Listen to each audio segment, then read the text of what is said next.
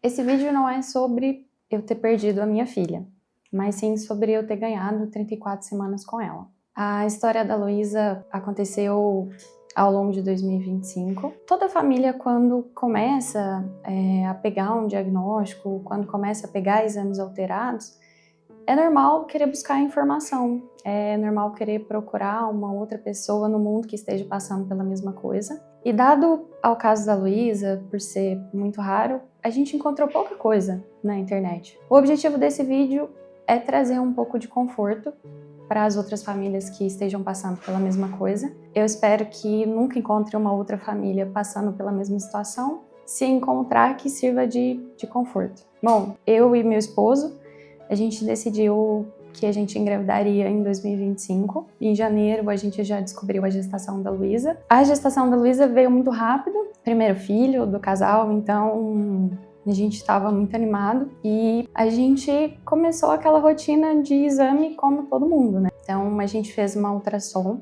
quando a Luísa tinha 6 semanas. E foi a primeira ultrassom e a única que a gente não recebeu uma notícia ruim. A gente foi até o médico explicou pra gente que estava muito cedo, que não daria pra ouvir o coraçãozinho, que não daria pra ter nenhum tipo de informação, mas que ela estava ali no lugar certo. Que até então eu nem sabia que era possível estar no lugar errado, né? Mas depois eu descobri que pode acontecer do bebê estar se desenvolvendo fora do útero. Então a gente foi orientado pelo médico que era uma gestação muito nova, muito recente, mas que ela estava no lugar certo e que a gente teria que aguardar e retornar com 8 semanas. E aí a gente conseguiria ouvir o coraçãozinho. Foi uma das poucas ultrassons que foram tranquilas. A gente voltou depois com 8 semanas, acho que a ansiedade de toda mãe e todo pai, né, no primeiro filho. E a gente fez a ultrassom de 8 semanas, tava tudo certo, coraçãozinho batendo muito forte.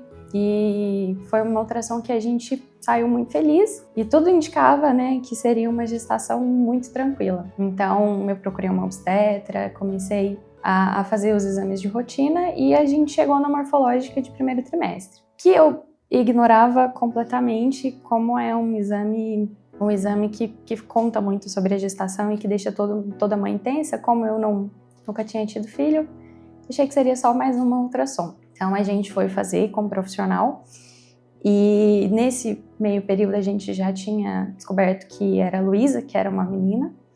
Nós começamos a ultrassom, o médico foi mostrar pra gente que era realmente uma menina, foi mostrar pra gente o coraçãozinho, a cabecinha, e ali já dá pra você ver uma formação assim certinha. A Luísa estava durante o ultrassom dando tchau. E aí no final do ultrassom, ele falou que precisava conversar com a gente, que é o que você não quer ouvir de um médico, principalmente no ultrassom. Ele explicou pra gente que a Luísa tinha uma alteração que se chamava higroma cístico. Ele explicou pra gente que essa alteração, na maioria das vezes, a gestação não evolui. Então ele passou um percentual pra gente de 10% de chance da gestação evoluir e falou que a gente precisaria de exames genéticos. E, bom, acho que você nunca está preparado para poder ouvir isso de um médico. Tudo que você não quer é um médico tenso, né, em uma ultrassom dessa. A gente conversou com a obstetra, eles conversaram entre si e aí a obstetra explicou pra gente que a gente realmente teria que fazer um exame genético, que ela gostaria que a gente refizesse o exame com outro médico, que ela mesma já tinha feito o agendamento, que ele tinha falado pra gente ficar tranquilo, que realmente era uma alteração muito grande, mas que poderia não ser nada, né? E aí ela me passou o nome do médico, que eu tenho muito a agradecer ele, tanto eu quanto o Thiago. Ele foi um instrumento assim de Deus na nossa vida ao longo desse período que foi muito difícil. E eu fui nas redes sociais, né, buscar ali informação dele, e aconteceu um fato bem engraçado, né? Engraçado não, na verdade, acho que Deus mostrando pra gente que tava cuidando de cada detalhe. A gente tinha consulta na segunda-feira e aí nós fomos na igreja no domingo e durante o louvor tava ele e a família dele. Acho que tudo o que a gente precisava era de um médico que não fosse ateu, né? Então na segunda-feira a gente foi encontrar com ele, foi refazer o exame. Eu já cheguei no consultório falando que ele era um sinal divino para mim, sem querer colocar muita pressão nele, mas a gente precisava, naquele momento, entender o que estava acontecendo.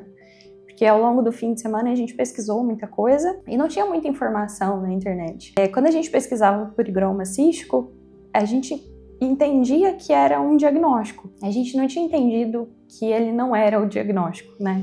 Que na verdade a gente estava longe de chegar no diagnóstico. Então ele explicou pra gente que a Luísa tinha 2 marcadores genéticos, que era a translucência nucal, que estava bastante alterada, ela estava em 9,5 na primeira ultrassom e 6,5 na ultrassom com a ilha. E além disso, a Luísa tinha um higroma cístico. Ele explicou pra gente que o higroma cístico ele não era diagnóstico, nem a translucência nucal, que na verdade eram indicadores de que a Luísa poderia ou não ter uma síndrome, mas que se a Luísa não tivesse nenhuma síndrome genética, o higroma se resolveria ao longo da gestação e, enfim, teria sido só um susto. Então, a gente teria que fazer 2 exames e ele explicou pra gente que na genética, bom, eu vou explicar a genética como ele me explicou. Nós temos armários, gavetas, arquivos e folhas dentro dos arquivos. Primeiro nós precisávamos saber se a Luísa tinha todos os armários e todas as gavetas. E inicialmente a gente tinha uma preocupação com 4 síndromes, que era síndrome de Down, síndrome de Turner e Patau-Edwards, sendo que as 2 últimas eram incompatíveis com a vida, mas que a Luísa naquele momento estava totalmente formadinha, era um bebezinho gordinho, e então a gente inicialmente não teria que ter uma preocupação com uma síndrome incompatível com a vida. E o primeiro exame que a gente teve que fazer foi o cariótipo.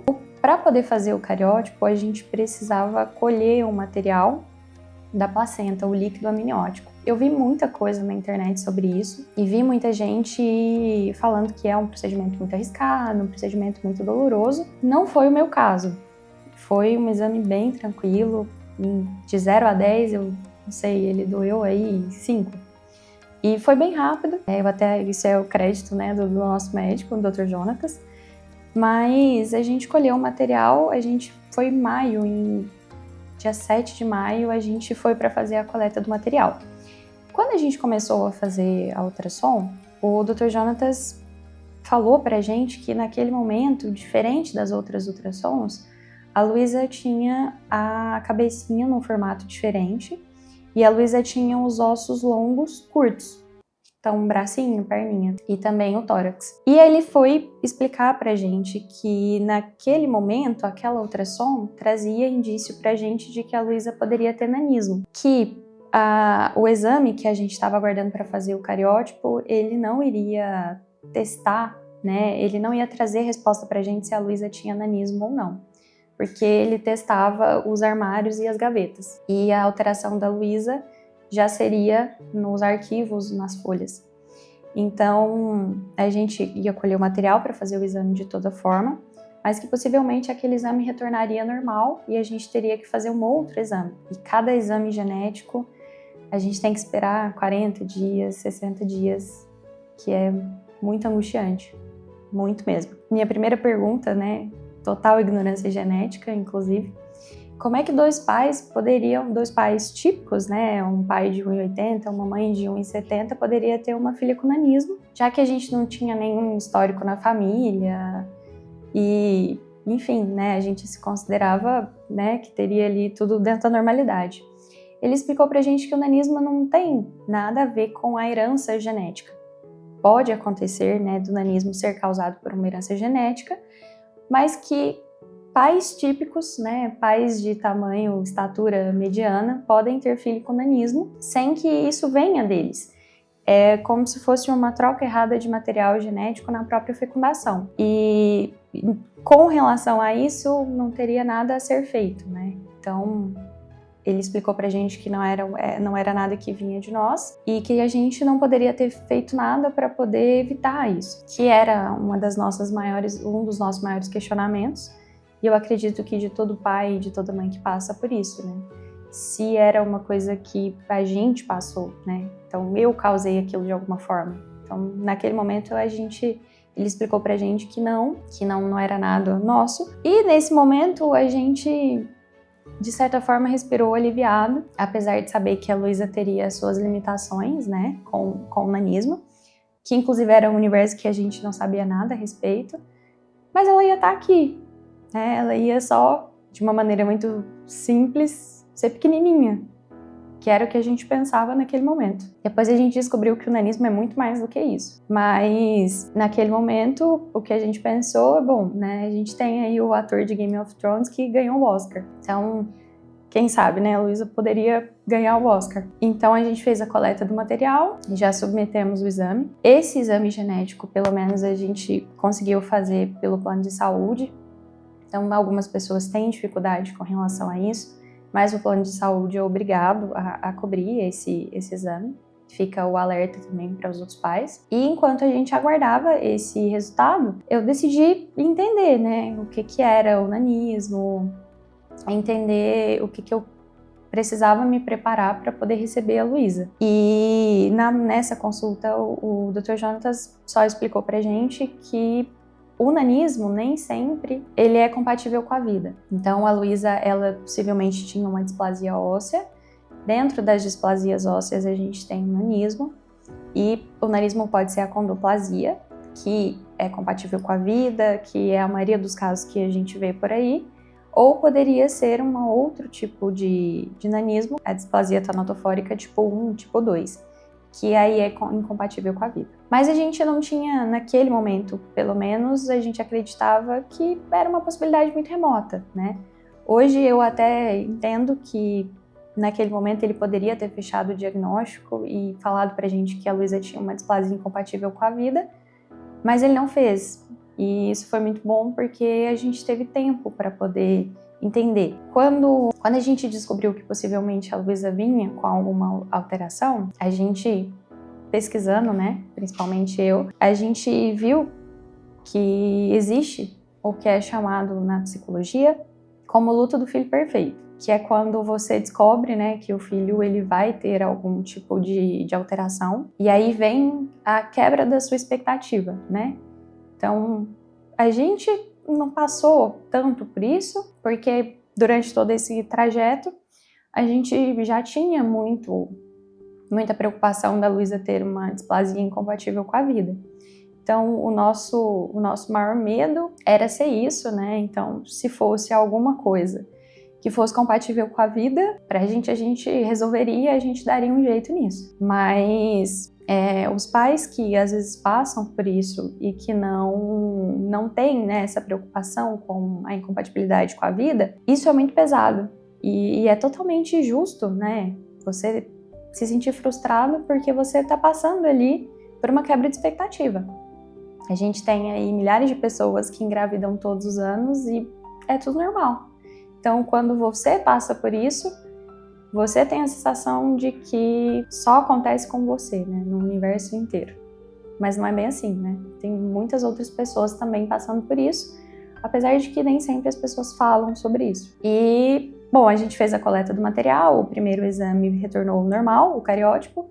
Então, a Luísa tinha ali todos os armários e todas as gavetas, mas a gente continuava tendo alteração nas ultrassons. Então, toda ultrassom era uma alteração nova que indicava que tinha alguma coisa errada. E aí a gente fez o pedido do exame do exoma. O exoma, ele é um rastreamento genético que olha mais de 40 mil síndromes, né? Ele conta tudo sobre você geneticamente. E ele ia dar o resultado pra gente se a Luísa tinha uma displasia esquelética ou não e qual era a displasia esquelética. Nós mandamos isso para o laboratório, os exames eles são feitos em São Paulo. O plano de saúde nega esse exame, mas precisa ficar advertência para todo mundo, né, que está passando por isso, que o plano de saúde é obrigado a cobrir esse tipo de exame, você tem direito, mas na maioria das vezes você acaba desistindo disso porque já é um transtorno muito grande, né, tudo que você está passando. Então a gente mandou esse material para São Paulo para poder fazer o exame e enquanto isso a gente seguiu com as ultrassons normal. No dia 24 de junho, no meu aniversário, a gente tinha a morfológica de 2º grau. E eu me lembro claramente que quando eu acordei, em junho nunca chove em Goiânia, e estava chovendo muito. Então eu sabia que o meu milagre não viria da forma como eu queria. Eu sabia que possivelmente a Luísa não ficaria com a gente. Mas quando você é mãe, você descobre que você tem uma força inabalável, né? Deus te fortalece. Então a gente foi fazer ultrassom no dia 24 e infelizmente nesse dia o Dr. Jonatas fechou o diagnóstico da Luísa.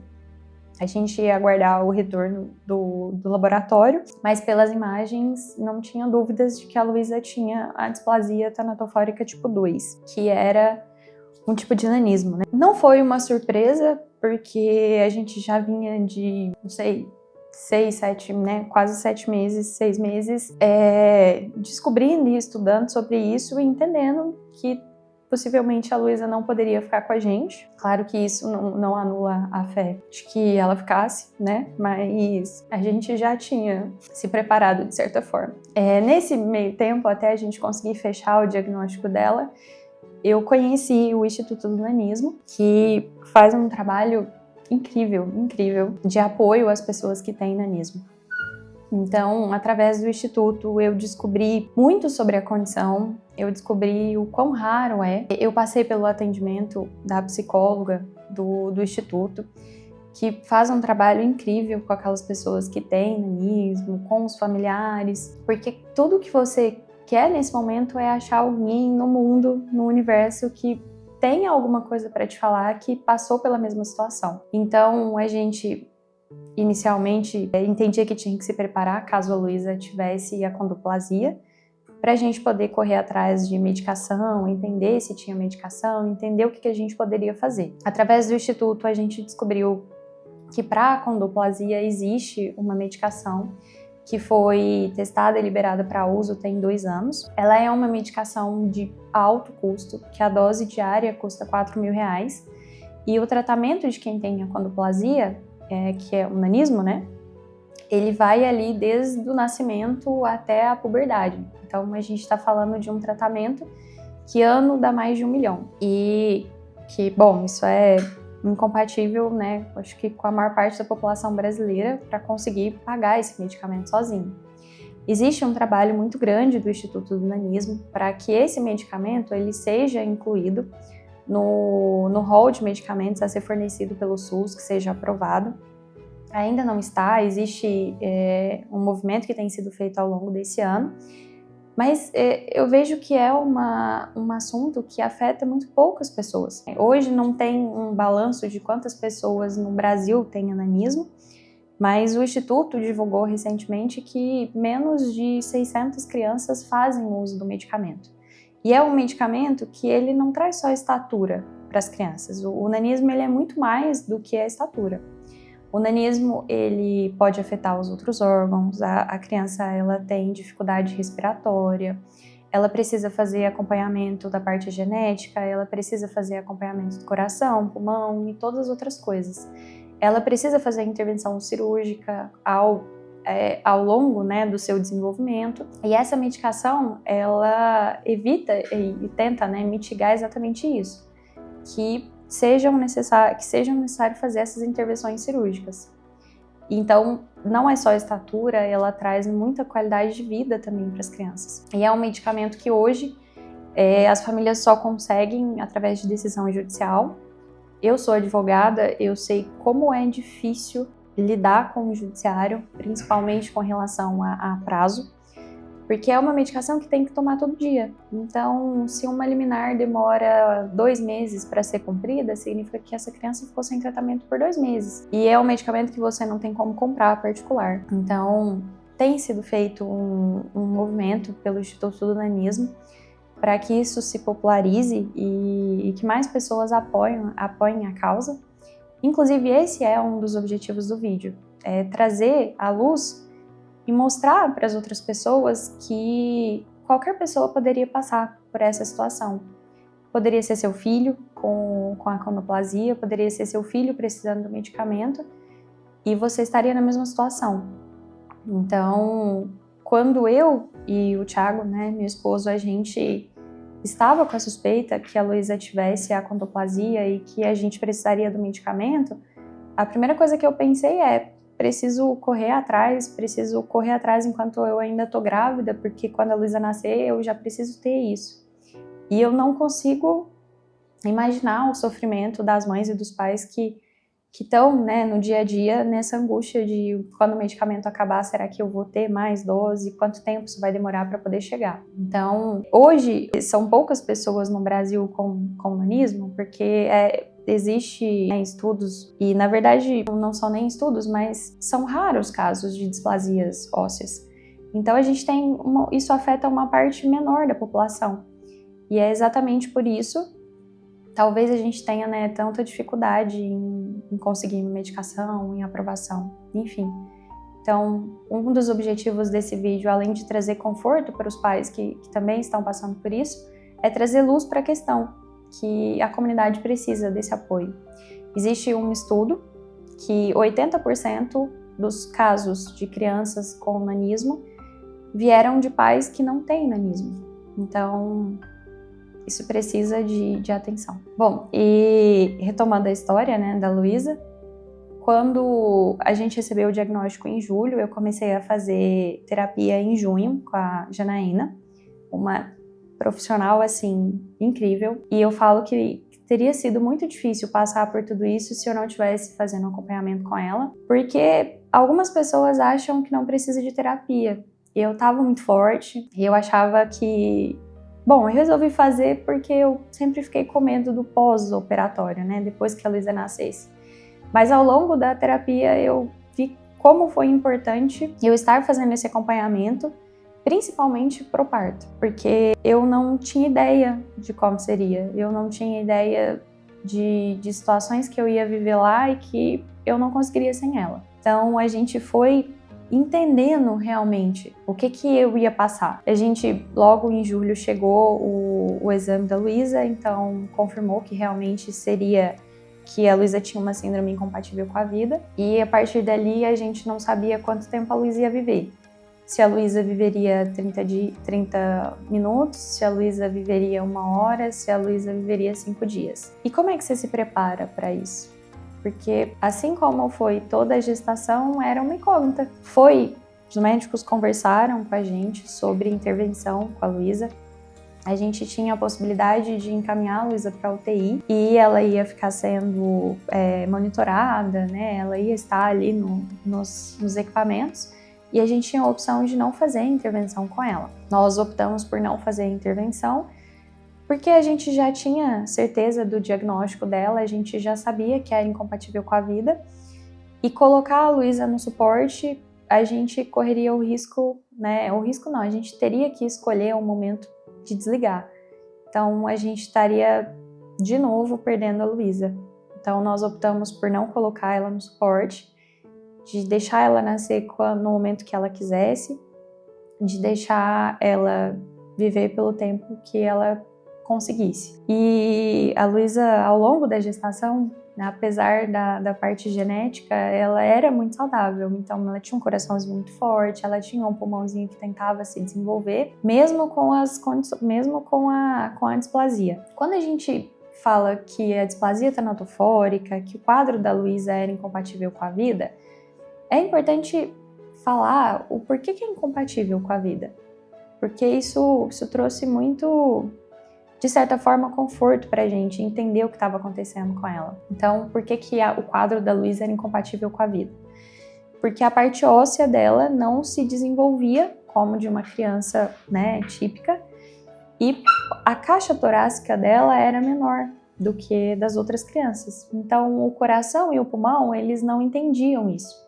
Eles continuavam se desenvolvendo, mas eles não tinham espaço.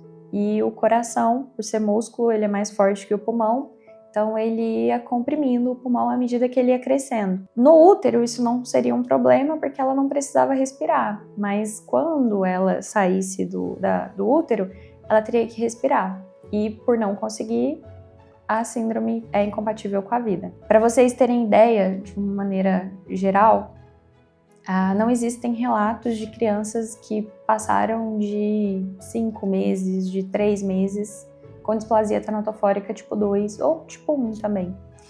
Então, não tem o IC, não tem crianças que sobrevivem. Bom, inicialmente a gente achava, né, os médicos tinham passado pra gente que a alteração da Luísa era 1 em 50 mil. Então, já era muito raro, né? Quando retornou o exoma em julho, a gente descobriu que a alteração da Luísa não era no armário, não era na gaveta, não era no arquivo, era no escrito na folha A4, muito mais específico ainda. Então, a gente não tinha, né? A gente não tem até hoje um parâmetro para poder entender o quão raro isso era, porque muitas gestações não evoluem. A Luísa, ela foi uma exceção de ter, né, chegado às 34 semanas, porque muitas crianças não têm essa mesma oportunidade e acaba sendo uma gestação que finaliza antes, né, ali seus 3, 4 meses. E muitos pais também não fazem os exames genéticos porque, bom, plano de saúde negam, para fazer particular é caro, nem todos têm acesso ao judiciário como a gente tem. N situações que influenciam para essa falta de informação dos casos igual a da Luísa, de displasias esqueléticas. Quando o exame chegou, a gente conversou bastante com o Dr. Jonatas e ele explicava pra gente que era uma alteração que a genética chama de novo.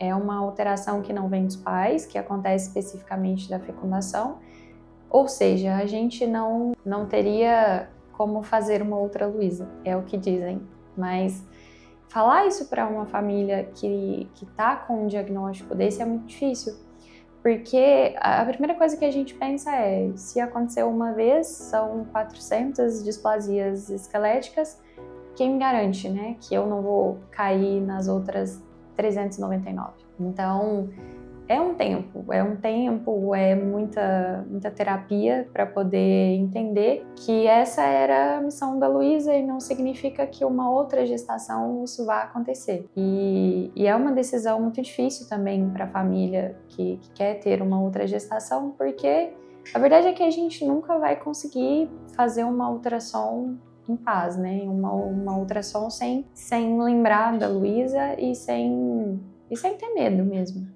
A verdade é essa, não tem como.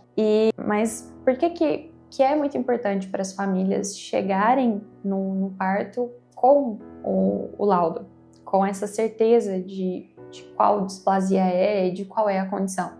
Porque você pode se organizar para o parto. Então, com o tratamento com a Janaína, eu principalmente entendi como é que o parto aconteceria. Eu entendi o que eu poderia escolher ali dentro. O centro cirúrgico, ele é um ambiente muito hostil com você. E você deixa as pessoas te conduzirem, os médicos te conduzirem, mas a Janaína falava uma coisa na nossa consulta e hoje, depois de ter passado pelo parto, eu concordo com ela. Ali, os médicos, eles estão cumprindo o papel deles. Então, vai terminar a cesárea, eles vão embora e a vida impactada é a sua, né? Então, inicialmente, eu tinha uma preocupação muito grande em tirar foto da Luísa, porque eu já sabia que a Luísa teria alterações físicas também, e eu tinha um pouco de medo de como é que isso seria para mim. E a gente trabalhou isso na terapia, que era importante ter essa recordação da Luísa, porque sobrariam poucas coisas pra gente. Que a gente não ficaria com ela, mas a gente poderia sempre ter uma foto para lembrar, que a gente poderia ter ali a mãozinha dela no carimbo, no papel. Depois, se eu não tivesse isso, eu poderia me arrepender. Então, eu optei por tirar foto da Luísa, tirei bastante foto. E hoje, depois do pós-parto, isso é um conforto, poder olhar e ver a Luísa, por mais que seja difícil também. Nós optamos por ter o acompanhamento da Janaína com a gente no parto. Nós estávamos conversando sobre isso, mas a Luísa, ela não quis nascer no prazo que a médica tinha determinado. Então, ela, com 34 semanas, a minha bolsa rompeu. E a Luísa decidiu que seria um excelente momento para ela nascer, pegando todo mundo de surpresa. Isso foi de domingo para segunda. Então, pegou o obstetra de surpresa, o pai, a mãe, os avós, a Janaína, né, que é a nossa psicóloga. Mas ainda assim, ela não estava em Goiânia e ela pediu que duas colegas acompanhassem a gente no parto. E isso fez total diferença pra gente. Eu acho que a mãe, que passa por essa mesma situação, o pai também, eles não pensam muito em como é que vai ser ali. Bom, né, é uma coisa que precisa passar, então pelo menos eu não pensava que eu poderia ter esse tipo de apoio, e foi fundamental, porque era alguém que estava ali no centro cirúrgico preocupado com o seu emocional, que já não está bem, né? Então foi, assim, indispensável.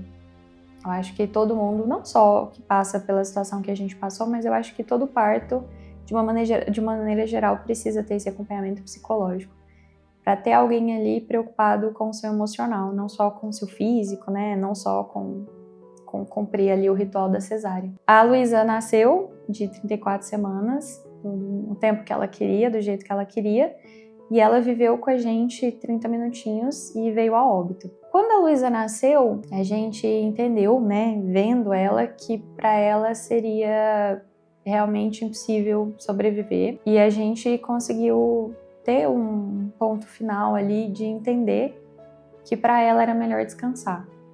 Naquele momento a gente entendeu que o milagre não veio, né, como a gente queria, mas que descansar no Senhor também é um milagre. E esse foi o da Luísa.